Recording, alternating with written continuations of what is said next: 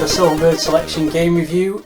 Today I'm looking at a game called Rock and Wrestle, and this is a re-release of a game originally released by Melbourne House in 1985, and this is the only Melbourne House game that Firebird software re-released in this packaging. It's interesting because when I did the Mastertronic Chronicles, they did a load of re-releases of Melbourne House games like Way of the Exploding Fist, Bazooka Bill, Fighting Warrior, several other games, and mainly in the Ricochet packaging. So it's interesting to know why this one specific game wasn't released by them and was released by Firebird instead. I'll never find out the answer, I imagine, but I would be interested to find out. Anyway, it came out in the Silver Range packaging, I think in 1987, and it's a fairly uncommon game to find. I paid £2.75 for it, and I've got pretty fond memories of this game when I was a kid. I remember enjoying it. I was big into wrestling, as a lot of people were in the 80s, WWF wrestling, and I even went as far as using the Action Replay cartridge to change some of the sprites in this game to make them more like WWF wrestlers. So I definitely have fond memories of playing this game when I was a kid. Will it stand up to scrutiny 30 odd years later? Let's find out. Here's the front cover of the game then, and quite a nice Rock and Wrestle logo.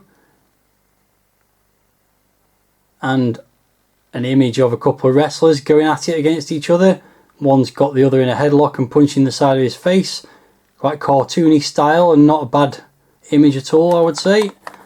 Spine's just got the Rock and Wrestle logo, and as with all these Silver Range releases, the image wraps around onto the back, although all you can really see is the ring ropes there. We've got a couple of screenshots, one of them being the loading screen, I would imagine. We'll find that out in a minute. And also a in-game shot of the two wrestlers going at it in the ring. And the description of the game says, the first truly three-dimensional combat sports simulator. All the action without the bruises. Don't know if that's actually true about it being the first truly three-dimensional combat sports simulator, but we'll take them at the word. So inside the game inlay, something a little bit different. Firstly, something that's not very different, which is the list of Silver Range games for the Commodore 64. Nice long list there. That's probably pretty much all of them, I would think. I'm not going to count them, but anyway, moving inside, there's absolutely nothing inside the inlay at all, because instead, this one comes with a little booklet with the instructions instead. So as you can see there, it says Firebird Rock and Wrestle on the front there, and then it's a 3-page on each side instructions. So we've got the copyright there, the loading instructions, game options, 1 and 2 player mode it talks about, and also the controls, and then it's got a list of all the different moves you can do. So it's quite complicated, detailed instructions about how you grab your opponent, the different kind of moves you can do, like headlocks, power lifts, full Nelsons, and different moves when the opponent's flat on the canvas, what to do when you're caught in a pin situation or when you're grappling. There's a list of the moves. You can see a quite comprehensive list of moves there. Atomic drops, backbreakers, body slams, clotheslines, body press, headbutts, headlocks. Quite impressive range in fact. Pile drivers, suplexes, turnbuckle flies, and then it's also got a list of some of the wrestlers in the game, including Lord Toff, Vicious Vivian, the Missouri Breaker, Redneck McCoy, and finally Gorgeous Greg. You are Gorgeous Greg, the blonde hero. So there you go, quite nice instructions there, nice and detailed. Pretty impressed with those. So as expected, here's that loading screen. Pretty colourful, not very detailed, but you can see one of the wrestlers slamming the other guy's head into the ropes there, and the turnbuckles wobbling. So it does the job. It's not the greatest loading screen in the world, but it's nice and colourful, so an improvement on a lot of the Firebird loading screens so far, to be fair.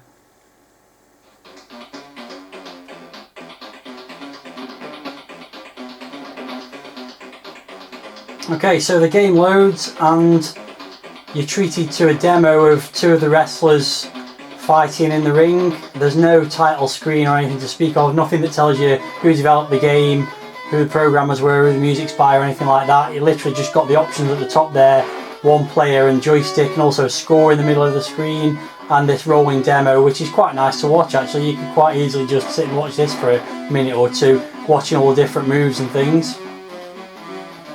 So just to go through the options, we've got the choice of 1 or 2 player using the function keys. Also, you can switch between joystick and keyboard, which obviously I'm going to use a joystick. And also if you press F5 it resets the demo, which then switches it to another pair of characters each time, so you can see all the different characters that are available to you. And if you start a 2-player game, I believe you end up with those 2 characters to play with. But when you're playing the 1-player game, there's always one character that you play as, and then you play against different characters in a particular sequential order. So let's get started with that. So here we go, let's start the first round. So I'm just going to run away from this guy a little bit while I'm talking. So I'm controlling the guy in the blue trunks and the blonde hair, Gorgeous Greg I think it was called, and I'm up against some kind of redneck, I believe the first character is. He's got a red beard, he's got some kind of a cowboy hat on. So let's get and lock up with him. So there's lots of moves you can do, and it all depends on which way you push the joystick when you're in particular positions. So let's start by trying to lock up with this guy and just doing some kind of move. So you lock up with him by pressing down, and I've ended up putting him into an aeroplane spin there, and you can actually waggle the joystick to speed up the aeroplane spin. You can see my score going up at the right there as I do that. There's a lot of joystick waggling in this game, so you might hear me getting out of breath a little bit at times, and then you can eventually slam him on the ground. Then when he's on the ground you've got other moves to choose from, like an elbow drop, which I've missed because he got up. That happens a lot in wrestling, let's be honest, so it's not to be too concerned about. Let's lock up again and see if we can get him in another move. Oh, it's kind of, he's now got me in a press. Now, when he's starting to get the upper hand, he's going straight away for the splash. This could be over. You have to waggle the joystick to kick out, and I've failed. That is one problem with this game. When you get pinned, it's very hard to kick out unless you've got almost full energy. So let's try again. And try not to get into that position again. So there's a lot of joystick waggling, as I said, and one of the things you have to do is waggle the joystick to get up when you're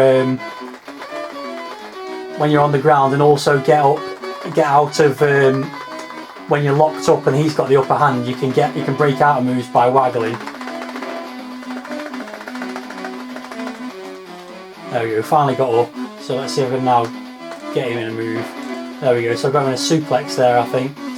So when you lock up, you can push the joystick one of 4 directions. That was a headbutt there.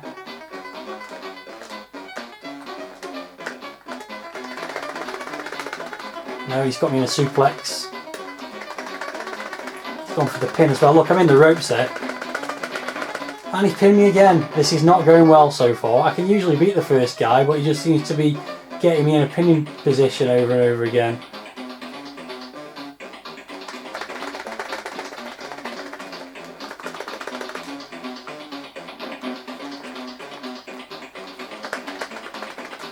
I think he actually missed that elbow drop then.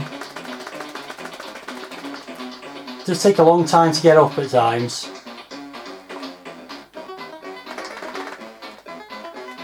Let's see if I can make some progress here, because it's been a bit disastrous so far.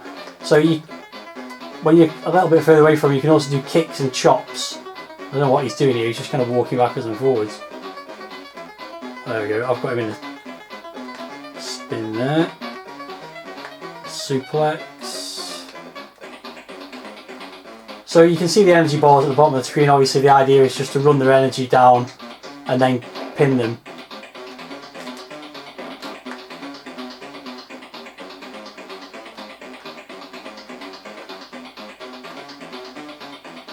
And things like kicks will wear them down slowly, but you really need to do some of the big moves like suplexes and body slams to really wear the energy down.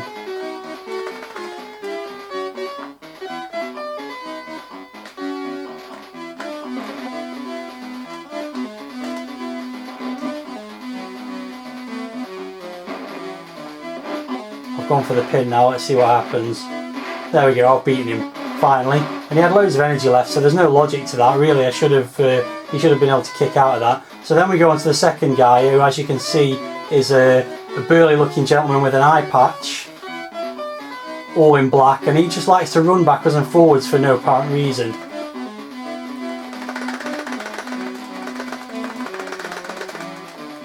So there you can see you can break out of being thrown against the ropes by wiggling the joystick as well. Oh, not quite sure what happened then.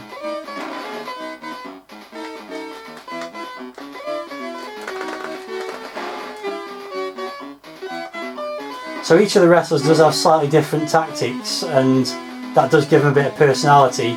So this guy's all about running around and sort of brawling type moves, you would say, not so much of the actual wrestling moves. It is a bit annoying when you do the elbow drop and the guy's long gone.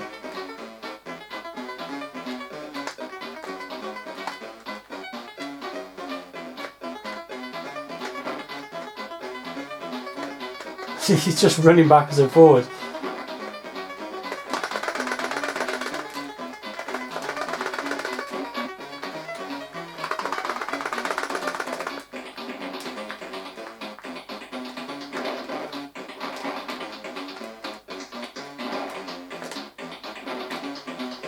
Started to sort of get the upper hand on him a little bit now. Need to try and do a couple more moves on him.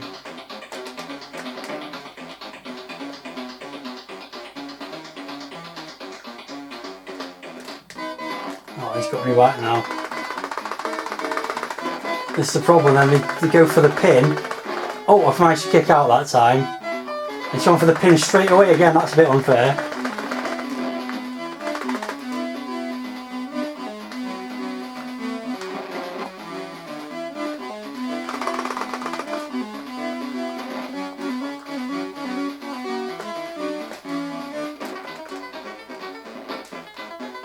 Must be able to pin him now, surely. No.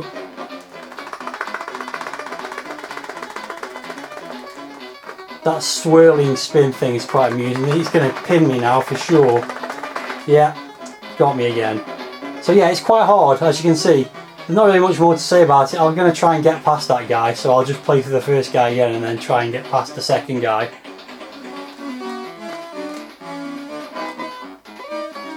Okay, so I'm back fighting this guy while I'm trying to beat him, which may or may not happen. Let's talk about the graphics. They're a bit blocky. There's not much in the way of background in the game. It's very much just the ring and the wrestlers and not much else. But I think the sort of character of the wrestlers is quite good. I mean, everyone's got their own sort of look and their own personality, which I think is quite clever. Yes, they're a bit blocky. Not really very well defined, but this was a game from 1985, so you know you don't expect perfection in the graphics at that point. Music wise and sound wise, I think it's pretty decent as well. The background music's very catchy, sort of rock and roll style tune.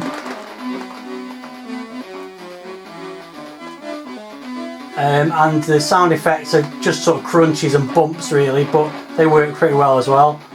So overall I think it's not a bad package for the time. You know, it's not the greatest Commodore 64 graphics or anything like that, or sound, but I still think it's pretty good fun. I'm going to get pinned again here now by the looks of it. Yeah, there we go, beaten again. I just can't get past this guy, I'm afraid. So that's pretty much it for the demonstration. Overall I think it's a pretty nice game. I'm not very good at it at the moment. It does take a bit of getting into. I will just play against the first guy while I'm talking, because there are other moves that you can do.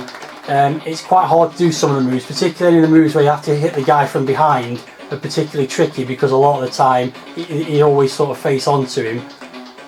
But one good move you can do, usually with the first guy, if you can get him into the move, is a pile driver. So let's just see if we can try that. There we go, there's a pile driver. That takes away a ton of his health. And of course you can also do the splash by going into the corner. Oh, I've just done the pin there. Now I'm going to go, that'll probably beat him and go on to the second guy. So it's a bit unbalanced in so much as it's really hard to kick out of pins, but there is quite a lot of depth to the gameplay, I think. You know, you've got a lot of different moves to learn, combos and things. Combos, I mean kind of combinations of joystick movements rather than stringing moves together. But yeah, overall I think it's not a bad package. It's perhaps not as good as I remember it, but it's still quite a fun game, and I'm enjoying playing it, although I don't remember it being quite as knackering as it is, waggling the joystick all the time. So I think those fond memories are probably a little bit rose tinted, but overall I still think it's not a bad game. We'll get to the scores. Let's just see if I can actually beat this guy this time. Nope, not with moves like that I won't.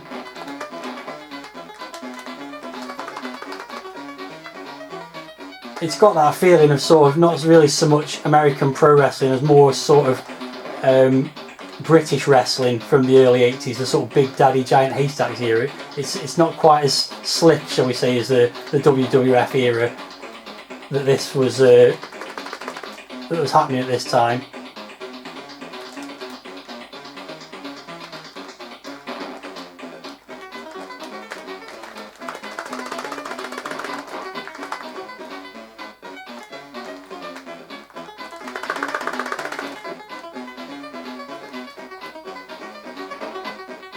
So it's all over again, so let's just get on to the scores. It's not been the greatest demonstration of the game. As I say, I think a bit more practice and I might be able to get past that second guy, but I've struggled to get past him. I've not managed to get past him at all when I've been practicing either. So let's go to the scores then. So firstly, packaging I think was pretty decent. Nice graphic on the front of it, very detailed instructions inside, so I'm going to go 7 out of 10 for the packaging. Presentation is pretty basic. You've just got the options of 1 or 2 players and also joystick or keyboard, but I do like the fact that you've got the little demo of the game going on, you know, before you actually start. So I think presentation I would give 6 out of 10. Graphics, as I've said, they've got a bit of character, but they are kind of blocky. Perhaps would have been nice with a bit of crowd and stuff in the background as well, rather than just the lights above the ring. So I'm going to go 6 out of 10 for the graphics, and also again 6 out of 10 for the sound. Quite like the tune. It's quite repetitive. It's not the greatest SID tune ever, but it's quite nice, and the sound effects are pretty decent as well. And finally, playability. It's got its quirks. It's a little bit unbalanced in places, particularly with the pinning, but I think the variety of moves you've got and the ability to sort of string different moves together, and the sort of, you know, the movement of the characters and everything is quite good in that 3D space. You've also got a high score challenge because you do get points for every move you do, so the more elaborate moves you do, you get more points. So I'm going to go 7 out of 10 for playability. So that gives it a total score of 7.1, which I think is fair. It's a pretty decent game, enjoyable, and as I said, I've got fond memories of it, although perhaps it wasn't quite as good as I remembered it. So I'll definitely say it was worth $1.99 anyway. As a budget game, I think it's well worth the money. So that's it for Rock and Wrestle. Not a very good demonstration of how to play the game really, but you get the idea. If you've got fond memories of this game or you thought it was terrible, then as always leave us a comment and I'll be back next time with another game review. Thanks for watching and see you again soon.